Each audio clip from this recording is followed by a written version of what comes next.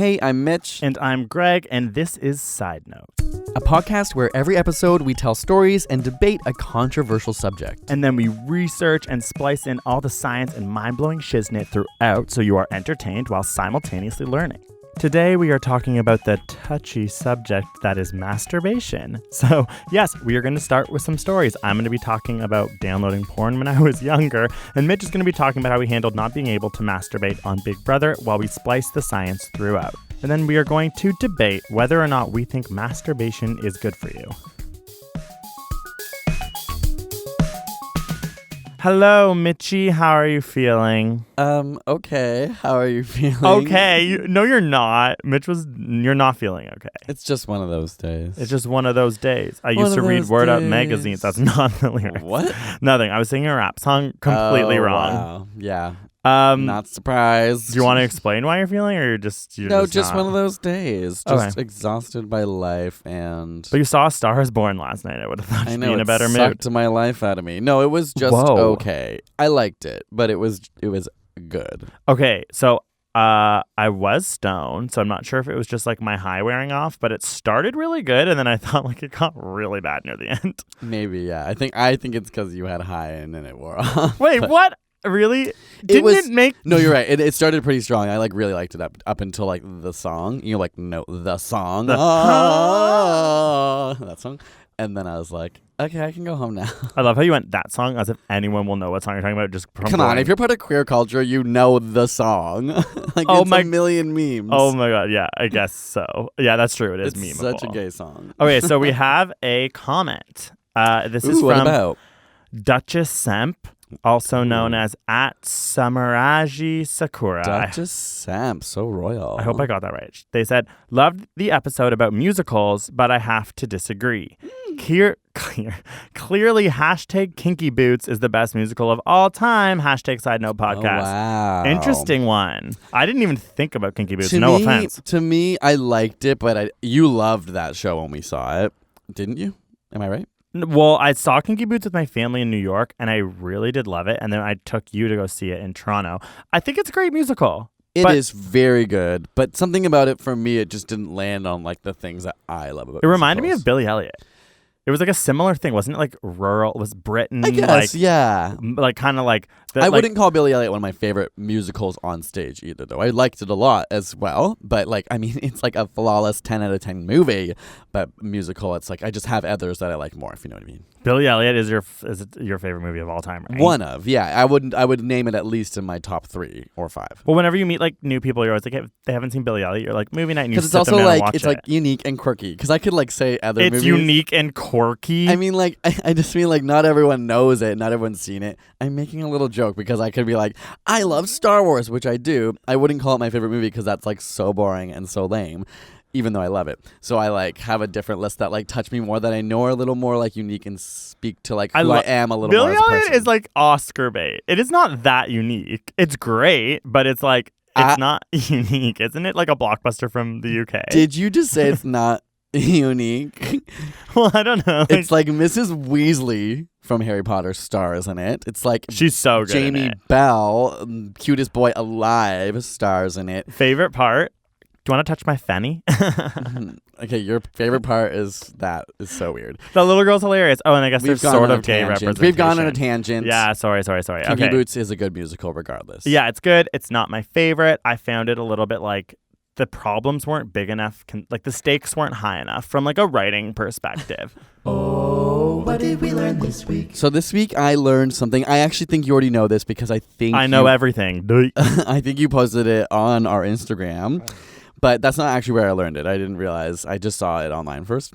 I'll ask you just in case you forgot. Do you know why elephants are so wrinkly? Why they have so many cracks in their skin? It didn't do well on our Instagram, so hopefully the people are interested. Well, maybe you didn't pick a cool enough picture. LOL at you being so like, oh, I actually knew about it before. You might have posted on Instagram, but I actually knew about it before you. I'm like, get off. No, because I wrote it down as what I want to say for this podcast, but then I saw you post it and I was like, ugh.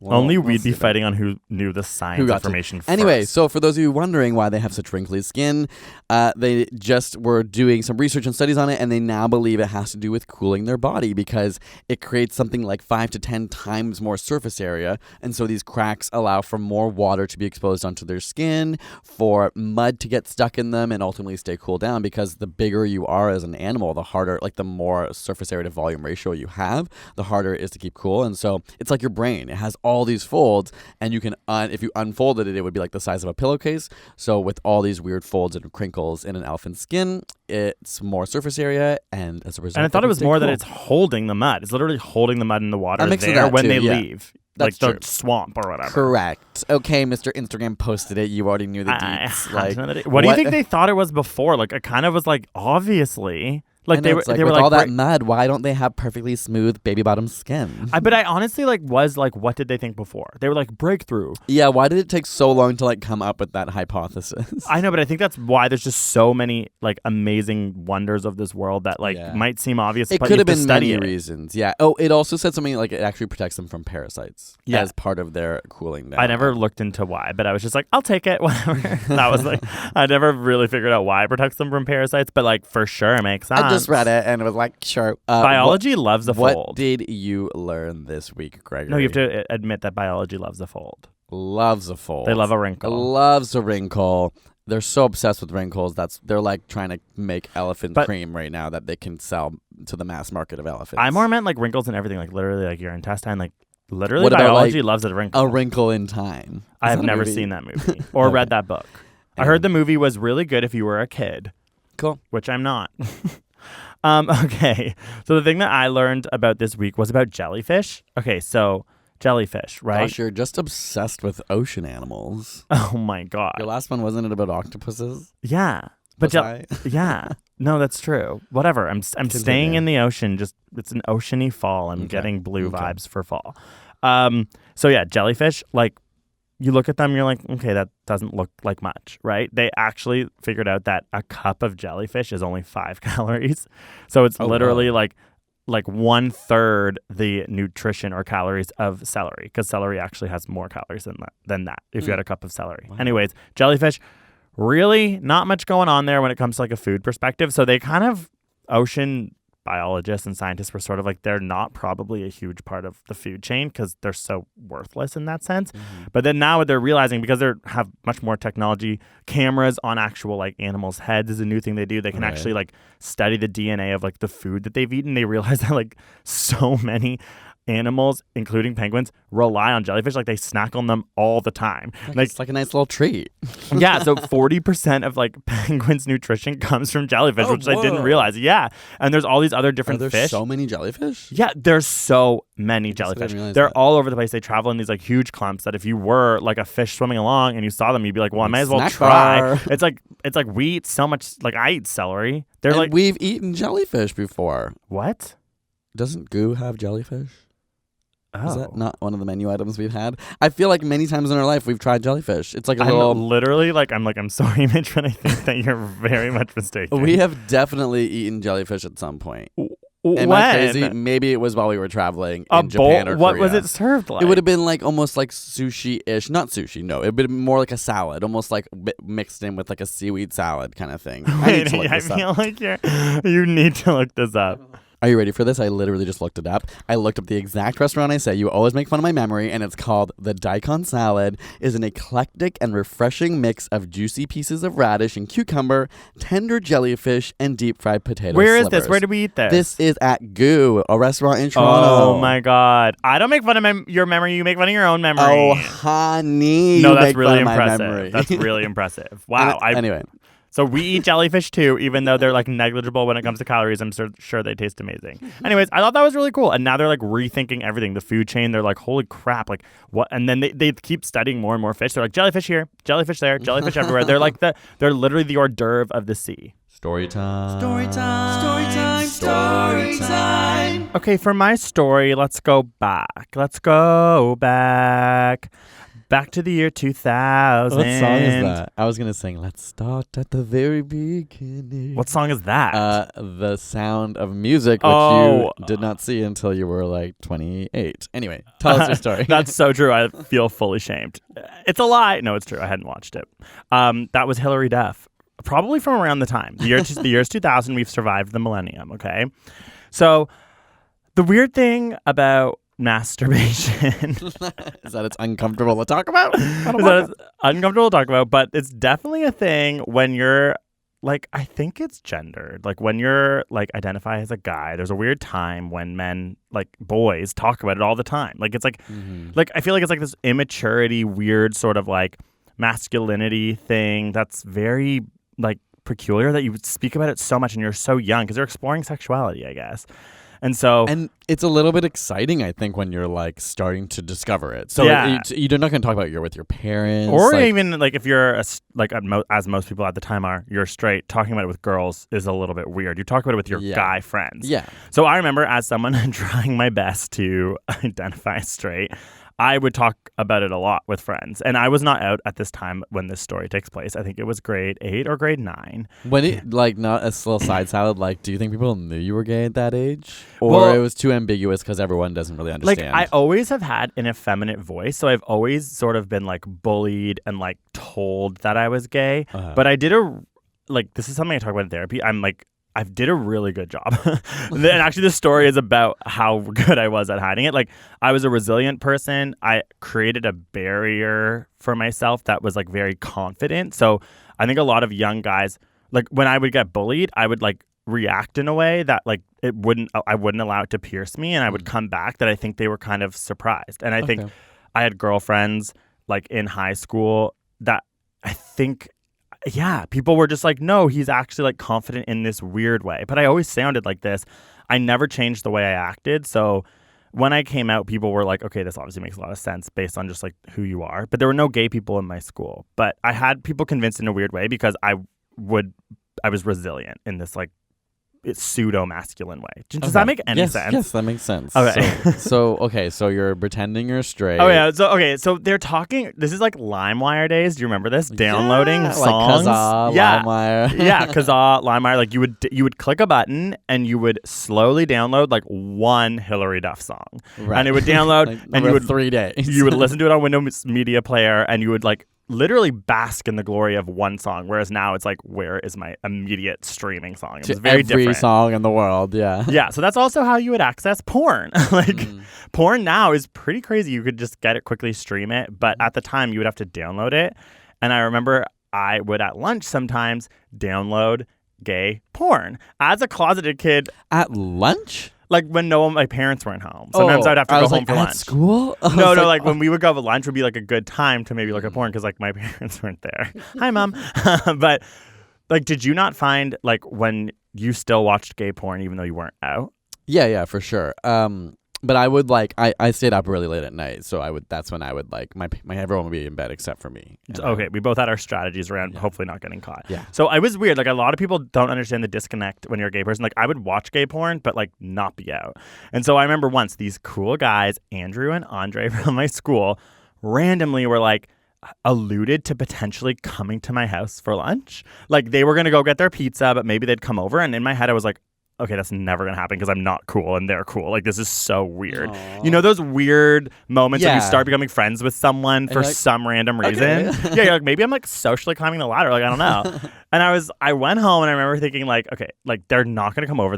They're fucking with me. But here I am downloading gay porn. Maybe it would be smart to just download some straight porn too in case they were to come over, because we'd also been bragging about like, you know, jerking off and porn and all these things.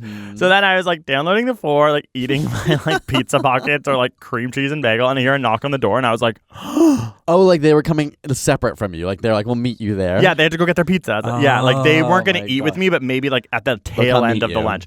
I open the door and I see Andrew and Andre and I'm like, oh my God. They're standing there. I'm like, this is so weird inviting them into my home.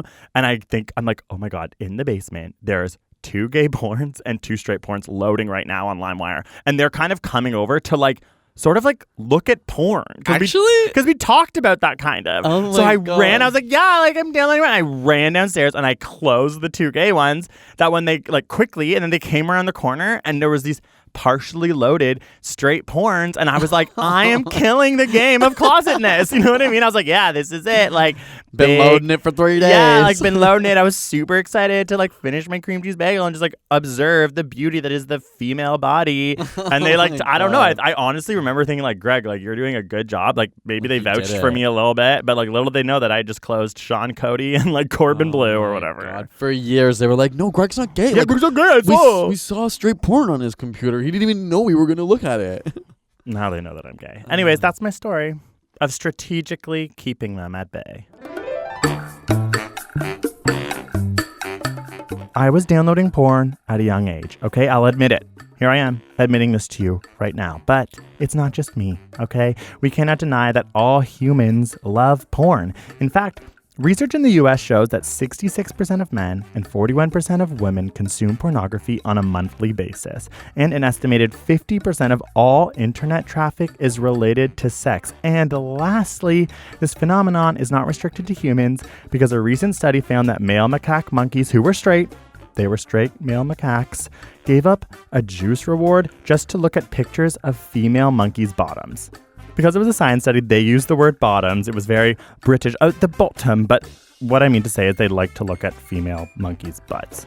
How porn affects the brain, though, is still a relatively new field of study, but we do know that watching porn can lead to increased activity in the ventral striatum, which I hope I'm pronouncing properly. In one study, 19 heterosexual males were shown porn they liked and porn they didn't like, and in my opinion, this sounds like a pretty fun study. Porn that they preferred or that they liked increased their ventral striatum response. And this is the region of the brain linked to reward seeking. As such, porn consumption, much like drugs, gambling, or even exercise, can lead to the formation of an addictive behavior. This maybe causes people to think that porn can literally change your brain and potentially make you search for more novel and extreme sexual material in order to get off. But because the study of porn and its effect on the brain is so new, we cannot tell if porn is changing the brain or if the person's brain is already wired and built that way, which leads to them increasingly looking at porn. Essentially, it's like a chicken or the egg scenario. We don't know if the porn's affecting the brain or if the brain's that way, which is making you like porn so much. So again, this is clearly an area of research we need to study from a scientific perspective. And I think now more than ever, like no longer do we have to go rent a dirty DVD or go to an adult movie theater because we can watch porn on our phone at any time. So I look forward to a future where science and research can get to the bottom of this more clearly. But for now, there's a lot of unknowns.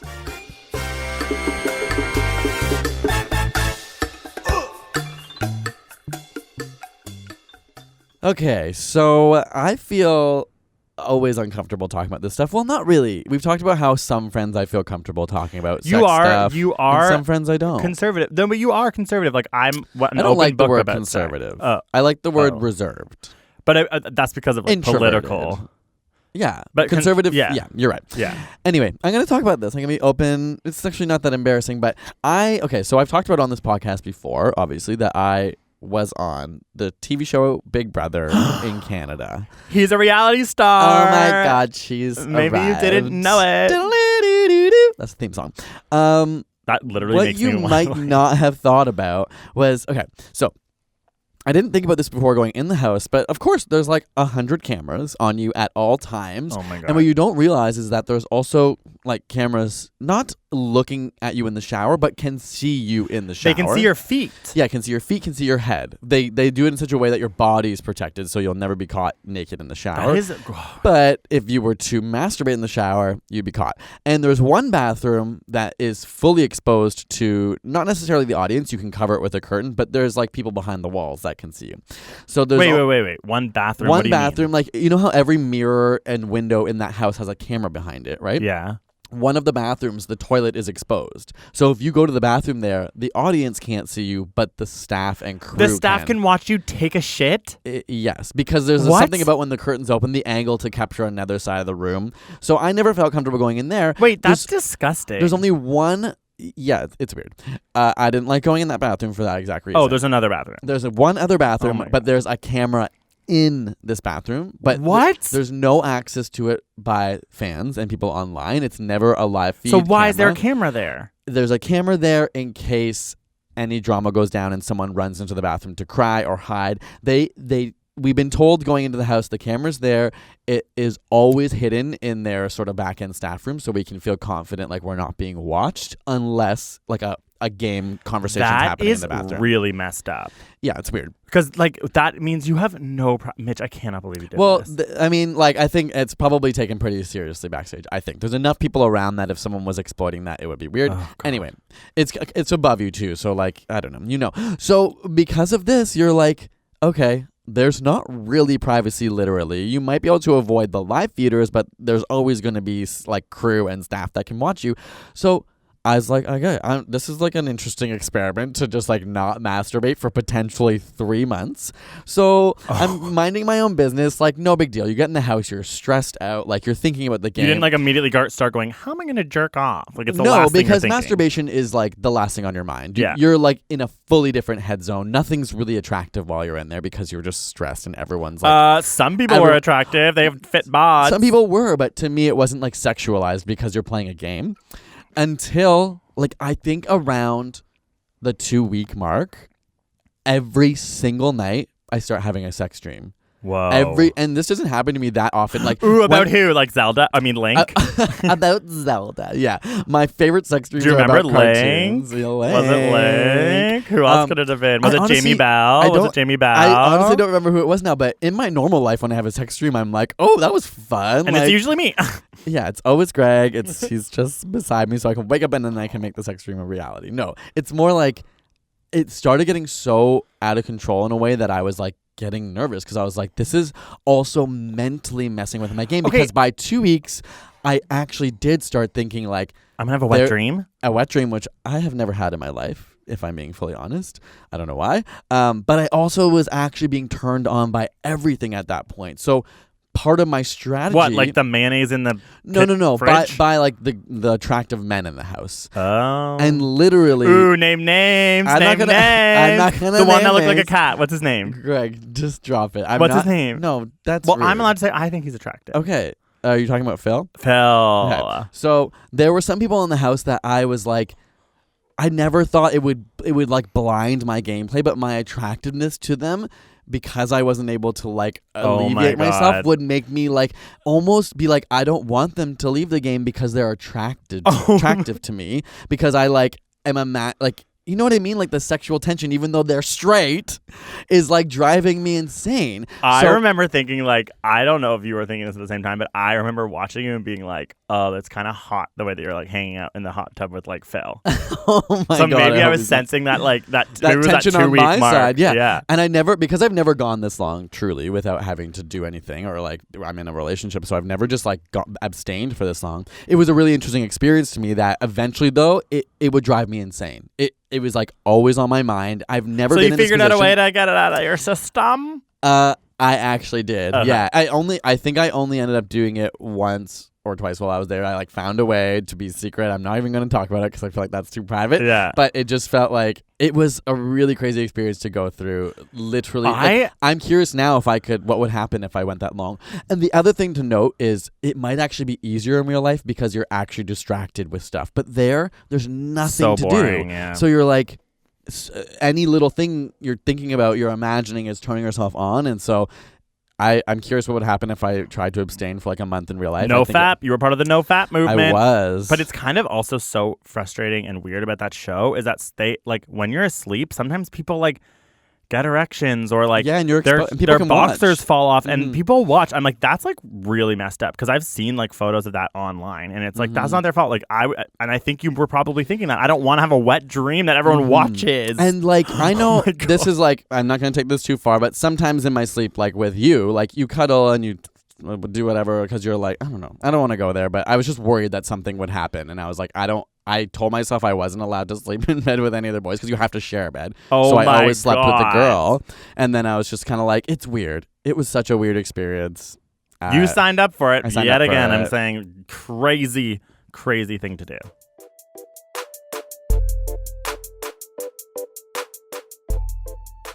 Big Brother made Mitch stop masturbating for what he says is the longest time in his life. And you may think that this is like a really weird thing to do, but in 2011, a man named Alexander Rhodes popularized the NoFap movement and created this insanely popular online subculture of people who praise the psychological and physiological benefits of not masturbating. Fap is like a word, I guess, for masturbating, and NoFap meaning to not masturbate.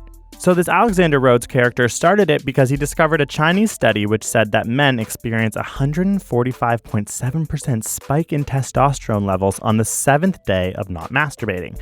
But one thing he did not include is that on the 8th day, literally, testosterone levels went right back down to where they were when the men did masturbate. So yes, the NoFap movement is essentially based on an inaccurate pop science headline. That being said, when you browse through these forums and these comments and this subreddit, you see how many people passionately explain and anecdotally explain why giving up masturbating made them have more energy, had better sex, or even cured their erectile dysfunction. There are fun little things involved, like people in this community call themselves fapstronauts. They swear life is better without PMO, which stands for porn, masturbation, and orgasm. And some go for hard mode, which means that you not only don't masturbate, but you also don't have sex at all for a period of time. Although women do partake in this subculture, the people of notoriety here and most commenters are men, which is why, when reading through, there are many moments of unchecked misogyny.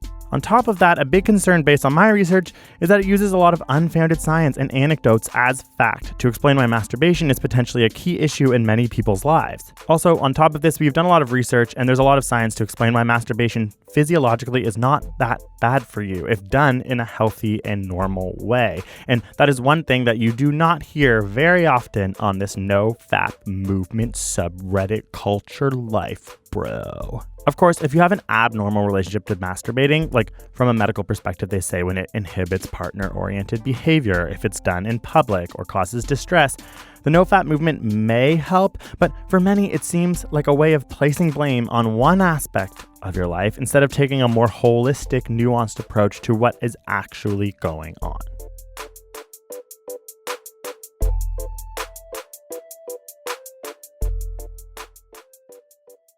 So after this, we will come back and get into the debate. Thank you so much for listening to this podcast. It means the world. And one thing that we would ask of you to do now is wherever you listen to your podcast, just leave a comment or like it. It will help the algorithm share this podcast with more people. Also, if you want to get in touch with us and want our eyeballs to see what you have written, use the hashtag SidenotePodcast. We check it all the time, and give us your feedback. Okay, for today's debate, we're going to be talking about whether or not masturbation is a good thing. Mitch is going to be for it. I am going to be against. I'll be more of the conservative one today. Mitch, you're going to go first. 2 minutes on the clock for your opening remarks. Go. Debate time.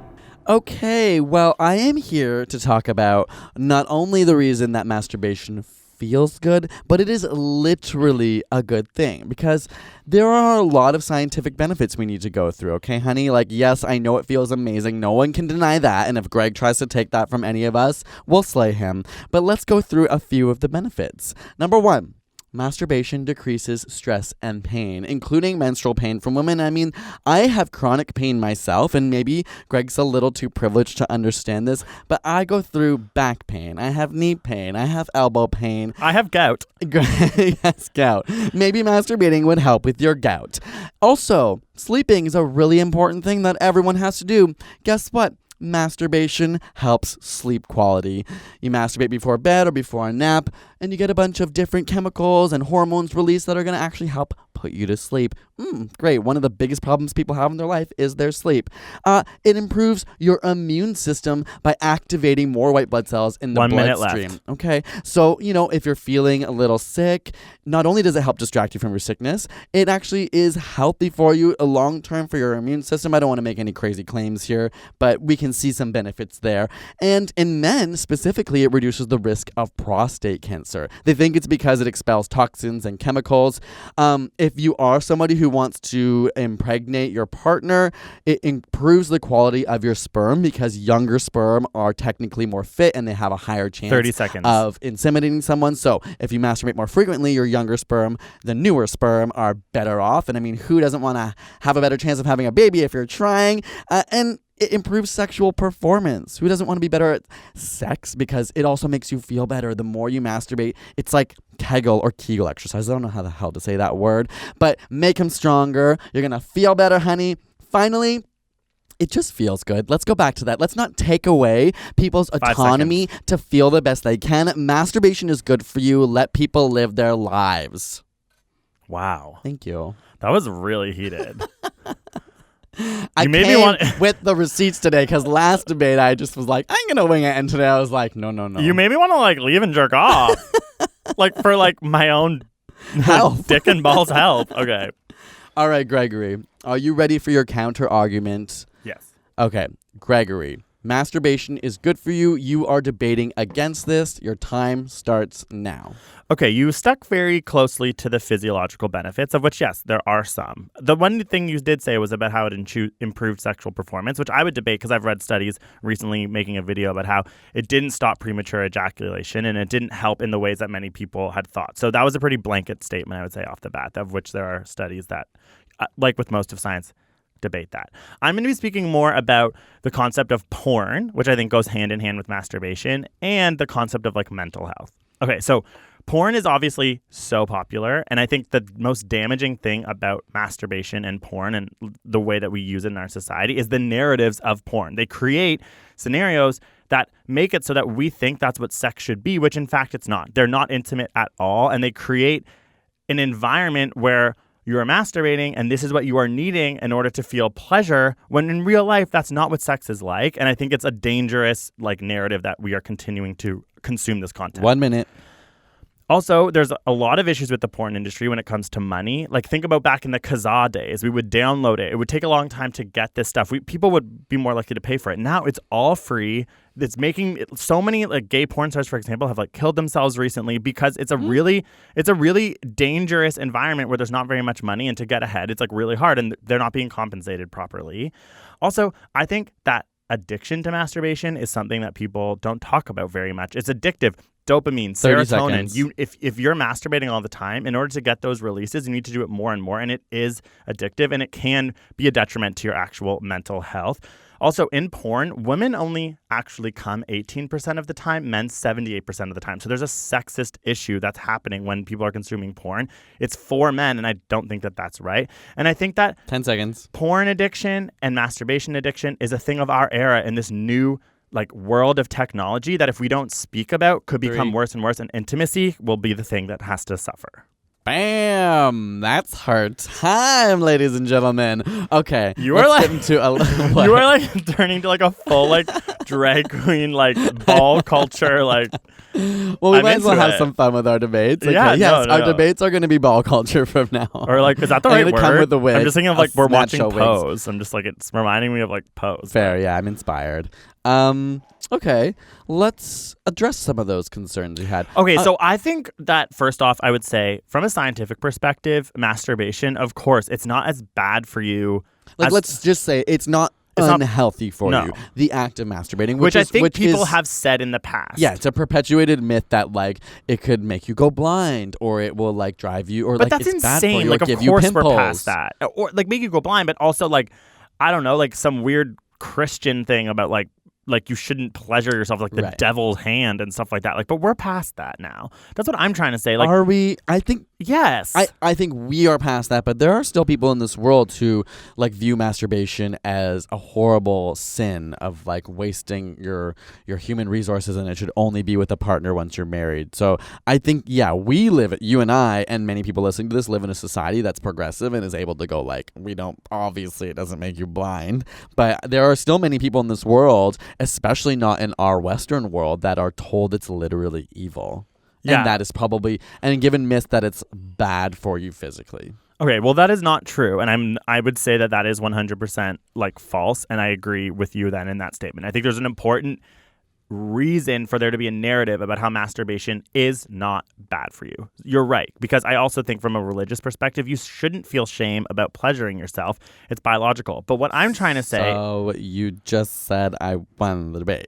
Wasn't the debate is masturbation good for you? And you just said it is not bad for you. Yeah, you didn't let me finish. So what I'm saying is that I think that if that is the case and that is the narrative of your life, that you actually think that when you're doing something wrong, that's not true. Mm-hmm. But one thing I would say is that even those people who might be religious, that doesn't mean that they're not watching porn secretly.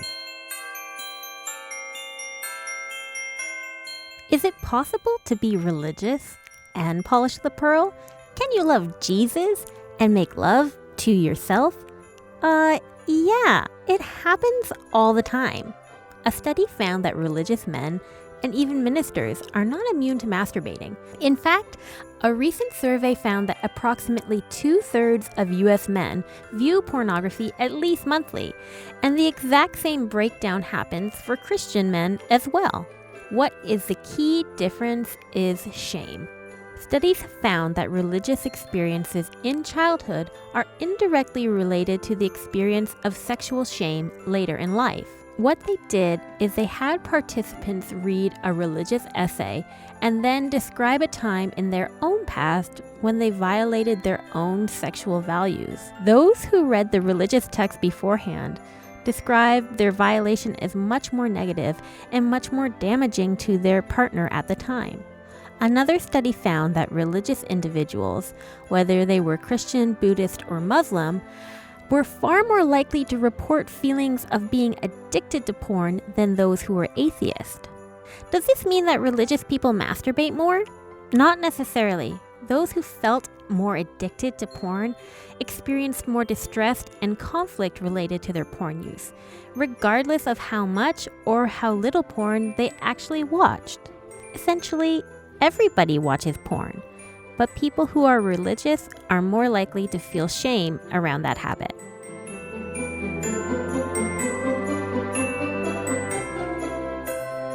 Porn addiction and masturbation addiction is the other end of this debate, which can be really dangerous. I know for me, I watch a lot of porn and it's not healthy. Like the way that like gay porn is like literally projected onto us, the men are super masculine. They're super built. They look like bros. And it's like that is probably a huge part of the reason why there's such a masculinity complex in the gay community. Straight porn I'm not as experienced with, but I still have watched. And it is no, but the way that women... Once you told me you like watching straight porn every now and then. I actually, yes, I do like watching straight porn. That is true. But it's because, honestly, it's an interesting way to talk about it. I find straight porn and women in straight porn very attractive. Because they are over-sexualized. Yeah. And in fact, like this is why I really do think sexuality is like a Kinsey scale construct, because I could very much enjoy and be pleasured and have a really amazing sexual experience with a woman if it was the way that they act in porn. It turns me on. But in real life, that's not the way that sex is. And I just... But fair. Okay, so I think we need to quickly separate these ideas of masturbation and porn. Can you? Yes, you can. Plenty of people are not addicted to porn. I don't think it's healthy necessarily. But how often do you think people masturbate without porn in this day and age with our phones and with the internet? I have no idea. But do you not think do you know the answer to that? But do you not think the prevalence of porn has to do with the phone? Okay? Because... we can talk about all sorts of addiction. Ball culture's gone. We're not yelling. Honey, let me speak. We can argue addiction on many different levels. You could talk about phone addiction, and should we stop using our phone because it ultimately... some people have severe phone addictions. We've talked about this in another episode about you. I don't actually think you have a severe phone addiction. Some people have severe porn addictions. Some people see things in movies and television that are not representative of how relationships actually work. Media surrounds us all the time. If you're going to rip on porn, which is one portion of our of this industry, why not every single magazine that literally portrays women and men at their top of the beauty standards that are unrealistic? I think we can have these conversations, but it's kind of like being like marijuana. If you give people marijuana, it'll ruin their lives because then they'll be sucked into all these addictions. I think it's true. We can't ignore that porn addiction's a real thing, and the ideals of beauty and sex are very skewed in porn. But I also think that can lead us astray when there's many people who can have a healthy relationship with porn. And maybe that's what we need to talk about. If that's a real issue, we need to say, how do we help people manage these things in their life, especially the people who are particularly. Anyway, all I mean to say is you could throw it out and just say it's not useful, but I don't think that solves the problem. There's many kinds of porn. Some overstimulate and some are like homemade porn. Like some people find the things they like, and that, yes, I agree, that can be problematic if all you do is watch porn that's this certain way. It'll probably impact your sex life and your ability to like perform without those circumstances or without those visual cues. But ultimately, I just think porn is separate from masturbation. I think masturbation is a good thing, and we shouldn't steal people's autonomy because some people have problems with these, like the porn industry. Well, then I think that what I would say is that there's not enough discussion around it. In my opinion, I think a lot of, and we contribute to this with our videos on ASAP Science, I do agree. Like, I think you're right. There's a lot of religious people and people who are making people feel shame around masturbation. Even like older generations, I think they don't talk about it, and that's not good. Like, it's important to have conversations around it, but I am just arguing that I think in this day and age of progress of people our age being very open to it, I think that porn and masturbation addiction now needs to become part of the narrative to ensure that we don't go too far in the other direction. And I see it a lot in the way that I talk to people, and I just think when it comes to sex and in the gay community, masturbation and porn, I think, is a lot more damaging than we are discussing, like, as a culture. So then here's where maybe we can end, where I would feel a compromise is fair. I don't think porn should be banished. I don't know, but it obviously could become a problem. So maybe I think masturbation's healthy. We need to talk about how it's healthy, and we need to talk about how porn addiction is a thing. And maybe there's a way to really promote people knowing, like, don't be afraid of masturbating. Know that it can be a moment to connect with yourself, to have like real intimate moments with yourself, but also know maybe doing it without the extra stimulation is actually the healthiest way to do it from time to time. I don't want to tell people how to control their lives. Obviously, there's these industries influencing everyone, but let's find a way to let people know masturbating is not the devil. Maybe porn addiction is a real thing. So now take that and try and find a way to balance it in your life and not be afraid of it. And I think if you ever watch porn or touch your penis or vagina, you should go to jail. I'm kidding. No, I agree with you. I agree with you on that. I think that we live in a society, though, where we need to be speaking more about the damaging aspects of masturbation and porn. But that's what I'm saying. I don't think there's that many damaging aspects of masturbation. Okay, we are going to go on forever if we don't let Mitch have the last word. No, so I'm just saying you're linking masturbation and porn, and they are not always linked, and that's unfair. Well, they are for me. Yeah, okay, that's on you, girl. That is your baggage to deal with this weekend. I don't have a good imagination when it comes to that. But anything else, oh my God, leave me alone, and I can come up with a full script in my head. I don't know. That's okay, well, if you feel comfortable tweeting us about your porn habits, actually your masturbation habits, let us know what you think. Or porn. I'm interested in both. Yeah, like let us know what you think. Is masturbation a good thing? Know what I do? Like, oh shoot, I just like literally moved my leg and just broke everything. Know what I used to do in university to find out like who was gay or not? Is I'd be like, has anyone here like seen Sean Cody? And see who starts sweating. Has anyone here like? Do you know Corbin Blue? These are gay porn sites for those who don't know. A lot of gay porn sites are just like men's names. So then I would say them, and if anyone was like Corbin Blue, I've heard that. I've heard of that. I weirdly like, or if they like, yeah, it didn't never actually work, but it was like an ongoing joke with like me and my gay friends. They'd be like, "Is Sean Cody here? Have you seen Sean Cody?" Anyways. Okay, well, thank you guys so much for listening. Let us know your thoughts with the hashtag SidenotePodcast about masturbation. And maybe you have some funny stories you can tell and we can share on the podcast next week. Otherwise, we will see you next time for a new podcast. Bye.